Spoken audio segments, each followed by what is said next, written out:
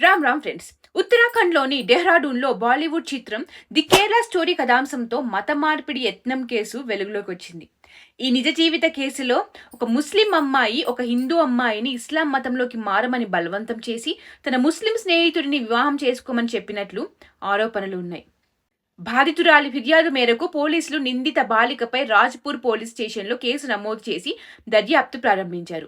డెహ్రాడూన్లోని Rajpur road ప్రాంతంలో నివసిస్తున్న బాధిత విద్యార్థిని డెహ్రాడూన్లోని ప్రైవేట్ లా కాలేజీలో న్యాయశాస్త్రం చదువుతోంది. నిందితురాలు ముబీనా యూసఫ్ బాధితురాలి క్లాస్మేట్. ఆమె జమ్మూ కాశ్మీర్లోని అనంతనాగ్ నివాసి. జమ్మూ కాశ్మీర్ నివాసి అయిన తన ముస్లిం స్నేహితుడిని పెళ్లి చేసుకోవాలని హిందూ బాధితురాలిని బలవంతం చేసింది.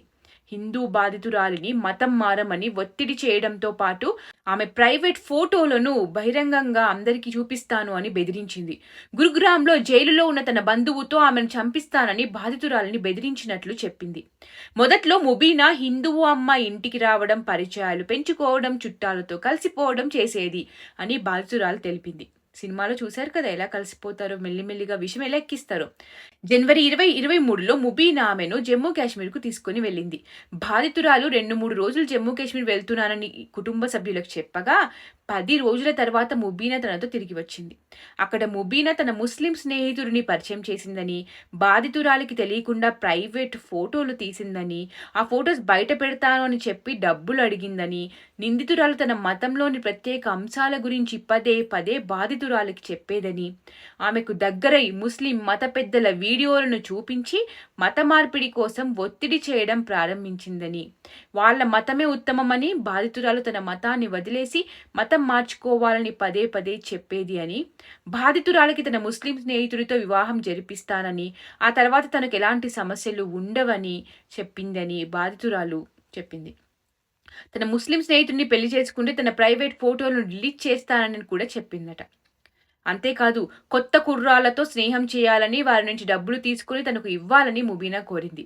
ముబీనా నుంచి పదే పదే బెదిరింపులు రావడంతో బాధితురాలు డిప్రెషన్కు గురై ఇంటి నుంచి బయటకు వెళ్లడం మానేసింది. అయితే బంధువుల బలవంతం మేరకు కాలేజీకి వెళ్ళినప్పుడల్లా ముబీనా మళ్లీ మతం మారి తన ముస్లిం స్నేహితుడిని పెళ్లి చేసుకోవాలని ఒత్తిడి చేసేది, బెదిరించేది, బ్లాక్మెయిల్ చేసేది. న్యాయవాది అయిన బాధితురాలి తల్లి వివరాల కోసం ఒత్తిడి చేయగా బాధితురాలు జరిగిన మొత్తం సంఘటనను వివరించింది. దీంతో భయపడిన బాధితురాలు పోలీసులను ఆశ్రయించి తనకు జరిగిన అన్యాయాన్ని వివరించింది. విద్యార్థిని ఫిర్యాదు మేరకు నిందితురాలు ముబీనా యూసఫ్పై కేసు నమోదు చేసి దర్యాప్తు ప్రారంభించినట్లు ఎస్పీ అజయ్ సింగ్ తెలిపారు. నిందిత బాలికపై దోపిడీ, క్రిమినల్ బెదిరింపులు, ఉత్తరాఖండ్ మత మార్పిడి నిరోధక చట్టం కింద పోలీసులు కేసు నమోదు చేశారు. ఇలా ధైర్యం చేయకుండా ఫోటోలు బయటికి వస్తాయని భయపడి అగాధంలోకి వెళ్లే మహిళలు ఎందరో. ఇలా కళ్ళ ముందే కేరళ స్టోరీ తరహాలో బయటపడుతున్నా ఇంకా ఇవన్నీ అబద్ధాలు అని కొట్టిపాడేసే వాళ్ళు లేకపోలేదు. అబ్దుల్లాలతోనే కాదు, అబ్దుల్లీలతో కూడా స్నేహం చేసే ముందు కాస్త జాగ్రత్తగా ఉండండి.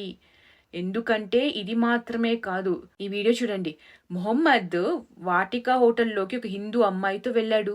జునైద్ వెళ్ళిపోయాడు, కానీ తర్వాత చూస్తే అమ్మాయి వేలాడుతూ కనిపించింది ఫ్యాన్కి.